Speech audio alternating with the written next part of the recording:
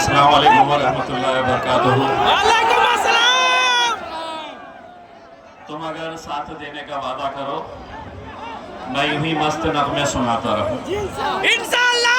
अगर तुम समझ रहे हैं कि मैं नगमे सुनाने के लिए आया हूं, तो मैं तुमसे सिर्फ ये पूछने के लिए आया हूं, क्या तुम मेरा साथ देने के लिए तैयार है?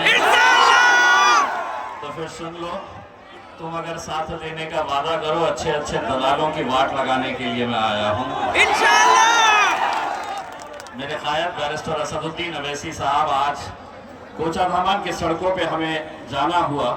बहुत सारी गलियों में जब हम घूम रहे थे, एक मंजर मैंने देखा, और आज से 10 साल पहले जब हम पहली मर्तबा इस सरजमीन के ऊपर कदम रखे थे, उस वक्त मजलिस का हाथ कोई थामने के लिए तैयार नहीं था।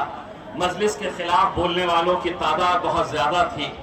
आज अल्हम्दुलिल्लाह जिस किसी रास्ते से गुजरते हैं, बुजुर्ग लोग खड़े रहकर पतंग छाप और असद साहब के लिए जो दुआएं देते हैं, वो शायद इसलिए मुमकिन हुआ है कि आज पिछले 10 सालों से जो बैरिस्टर असदुद्दीन अवैसी साहब ने सीमांचल के अंदर जो लगातार मेहनत की है, उसी का नतीजा है कि आज हमारी माओं और बहनों को बोलने की ज़रूरत नहीं पड़ती है।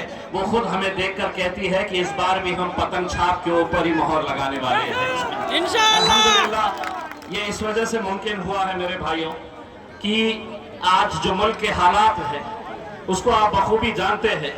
सीमांचल बिहार का एक हिस्सा है।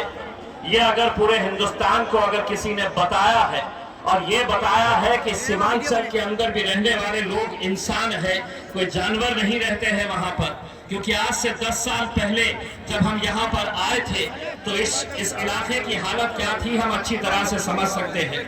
लेकिन लगातार 10 सालों तक बैरिस्टर असदुद्दीन अवैसी साहब ने हिंदुस्तान के सबसे बड़ी अजीम, सबसे बड़ी टेंपल ऑफ डेमोक्रेसी लोकसभा के अंदर, पार्लियामेंट के अंदर उन्होंने इस इलाके की बदहाली के बार बार जिक्र किया, और मजबूरन हुकूमत चाहे कोई भी हो, हर एक को ये दखल लेना पड़ा कि हाँ, हिंदुस्तान के अंदर एक बिहार नाम का राज्य है और इस राज्य के अंदर सीमांचल एक इलाका है जहां पर कोई तरक्की नहीं थी। लेकिन आज जब हम ये बदलाव देख रहे हैं, तो अगर इसका क्रेडिट अगर किसी एक को जाता है तो कोई हुकूमत को नहीं जाता है। अगर सीमांचल के अंदर अगर आप बदलाव देख रहे हैं तो उसका क्रेडिट सिर्फ और सिर्फ मेरे कायद बैरिस्टर असदुद्दीन अवैसी साहब को जाता है। मेरे भाइयों, आज यकीनन आज मुल्क के जो हालात हैं आप अच्छी तरह से समझ रहे हैं। आप देख रहे हैं कि किस तरीके से हमें हर पॉलिटिकल पार्टी निशाना बनाए हुए है। राज्य की सरकार हो या नरेंद्र मोदी की केंद्र की सरकार, हर एक के निशाने के ऊपर आप है और हम है। किस तरीके से हमारी मस्जिदों को आज गिराया जा रहा है, शहीद किया जा रहा है। किस तरीके से आज हमारी बच्चियों को पढ़ने से रोका जा रहा है। लाउडस्पीकर हटाकर हमारी अजानों पर पाबंदी लगाई जा रही है। तुम हिजाब नहीं पहन सकते हैं, ये हमारी बच्चियों को बताया जा रहा है और हमसे कहा जा रहा है सब्र करो। लोग कहते हैं कि असदुद्दीन अवैसी साहब इतना कड़वा क्यों बोलते हैं? वो इसलिए बोलते हैं कि तुम्हारी तकलीफ अगर किसी ने समझी है, किसी ने जाना है, तो वो बैरिस्टर असदुद्दीन अवैसी साहब। इसीलिए पिछले कितने सालों से लोग इन्हें कहते हैं कि आप जाते हैं तो भड़काऊ भाषण करते हैं, आप जाते हैं तो आपकी जबान इतनी तीखी क्यों होती है? असद साहब उन्हें बस एक ही बात कहते हैं, तुम्हारे सोच के सांचे में ढल नहीं सकता, जबान काट लो, ये लहजा बदल नहीं सकता। तुम्हारी सोच के सांचे में ढल नहीं सकता, जबान काट लो, ये लहजा बदल नहीं सकता। मुझे भी क्या मोम का पुतला समझ रहे हो क्या? तुम्हारी लौ से ये लोहा पिघल नहीं सकता। लेकिन आज असदुद्दीन अवैसी साहब को नीचा दिखाने के लिए, मजलिस को नाकामयाब करने के लिए तमाम सियासी पार्टी एक मंच पर आ चुके हैं। सभी ने अंदरूनी एक फैसला कर लिया है कि आगे की सियासत, हमारी दुकानें बंद हो जाएगी। अगर असदुद्दीन अवैसी साहब यहाँ पर अपना डेरा जमाएंगे तो हमारे लिए बड़ा मुश्किल हो जाएगा। तो वो लोग आपस में ये सोच रहे कि हम में से कोई भी हारे कोई भी जीते चलेगा, लेकिन असदुद्दीन अवैसी साहब ने जीतना नहीं चाहिए, मजलिस ने सीमांचल के अंदर जीतना नहीं चाहिए। अरे बेवकूफ़ों, तुम्हें समझ में नहीं आता है, तुम्हारी साजिशें चल रही होगी, लेकिन आवाम तो मेरे कायद बैरिस्टर असदुद्दीन अवैसी साहब के साथ जुड़ चुकी है, पूरी ताकत के साथ जुड़ चुकी है। आज हमें इस बात का अंदाजा तो हो रहा है कि आज अल्हम्दुलिल्लाह जिस पार्टी के बारे में ये कहा जाता था, बैरिस्टर असदुद्दीन अवैसी साहब को देखकर लोग ताने कसते थे, मजाक उड़ाते थे और ये कहते थे कि ये अकेला इकलौता एक मेंबर ऑफ पार्लियामेंट है, एक ही सांसद है और जिंदगी भर एक ही रहेगा।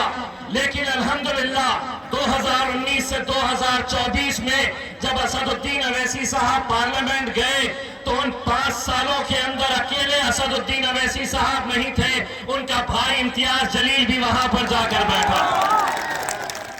और जब गए वहां पर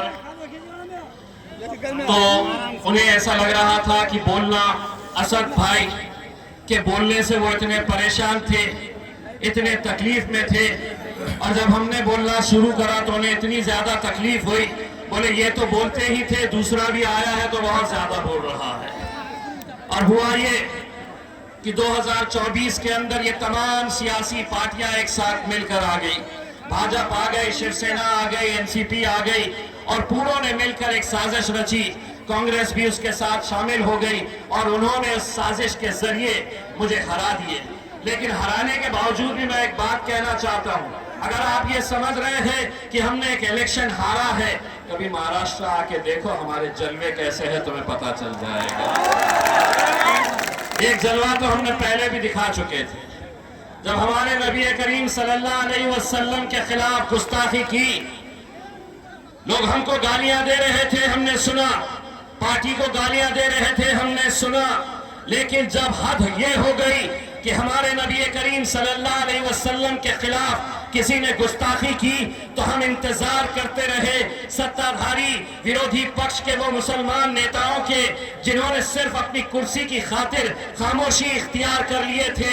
जब वो खामोश रहे, हम इंतजार करते रहे कि कोई कुछ नहीं बोल रहा, तो हमने उनको अब ये बताया कि जिसकी वजह से हमारा वजूद है, हमारी शिनाख्त है, हमारी पहचान है, हमारी जान जिनके लिए निछावर है, अगर उनके खिलाफ गुस्ताखी करेंगे तो हम सड़क के ऊपर आएंगे।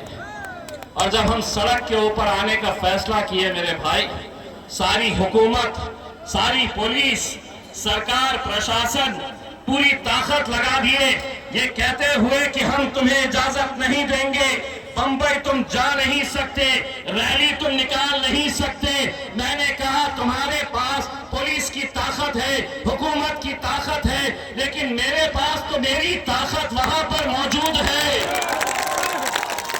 मैंने उनसे कहा तुम ताकत लगाकर मुझे रोक के तो दिखाओ, मैं मेरी ताकत दिखाकर बंबई पहुंच के दिखाऊंगा।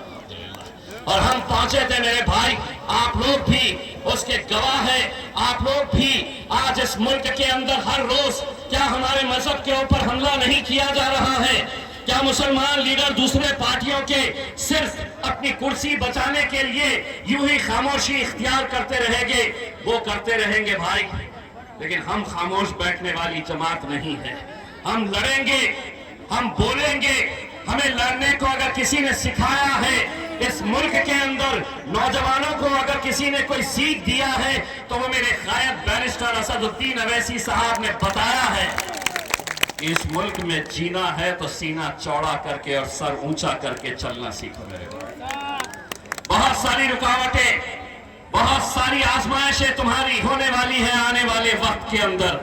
अगर हम मुत्तहिद नहीं हुए, अगर हम एक ताकत बनकर खड़े नहीं हुए, तमाम सियासी पार्टियां ये जानती है कि इस कौम को बांटना, बिखेरना और खरीदना बहुत आसान बात है, लेकिन उन तमाम को मैं ये कहना चाहता हूं, तुम आज तक हमें बांटते आए थे, तुम आज तक बोलते थे और हम सुनते थे, लगातार हम सुनते आ रहे थे, लेकिन अब एक बात अच्छी तरह से सुन लो, मुल्क के वजीर आजम नरेंद्र मोदी साहब, आप से लेकर तेजस्वी यादव से लेकर जितने भी वजीर हैं, उन सबको मैं बताना चाहता था, तुम बोलते थे और हम सुनते थे, अब हम बोलेंगे और तुम्हारे बाप को भी सुनना पड़ेगा, अब हम बोलेंगे और तुम्हारे सुनना पड़ेगा। बहुत हो गया। ये समझते थे कि हर 5 साल के बाद आएंगे, घोड़ी पे वो चढ़ेंगे, दूल्हे वो बनेंगे और हम बारातियों की तरह नाचने का काम करते आए हैं 75 सालों तक। तो अब सुन तेजस्वी, अब शादी होगी तो घोड़ी भी आएगी, लेकिन दूल्हे हम बनेंगे और तुमको नचाने का काम करेंगे। हो तैयार? तो बोलो मेरे पीछे, तेरा मेरा रिश्ता क्या, तेरा मेरा रिश्ता क्या, बैरिस्टर असदुद्दीन अवैसी, बैरिस्टर असदुद्दीन अवैसी। 11 तारीख के दिन जाना है, 5 नंबर का बटन है, बटन को देखना और खट खट खट खट खट, और इंशाल्लाह अगर तुमने सही तरीके से खटाखट कर दिए तो जो पार्टियां जिनके पीछे हम पड़े थे कि हमें साथ में ले लो, महज 6 सीट हम मांग रहे थे, उन्होंने हमें नकारा है। अगर तुम्हारा खटाखट खटाखट सही तरीके से पड़ गया तो 14 तारीख के दिन जब नतीजे आएंगे तो असदुद्दीन अवैसी साहब के घर के ऊपर ये पूरे आएंगे, ठक ठक ठक ठक करने के लिए आएंगे और कहेंगे कि अब आप हमें साथ ले लो। इंशाल्लाह वो दिन आएगा मेरे भाई, बस हिम्मत रखो, हौसला रखो। नारे तकबीर।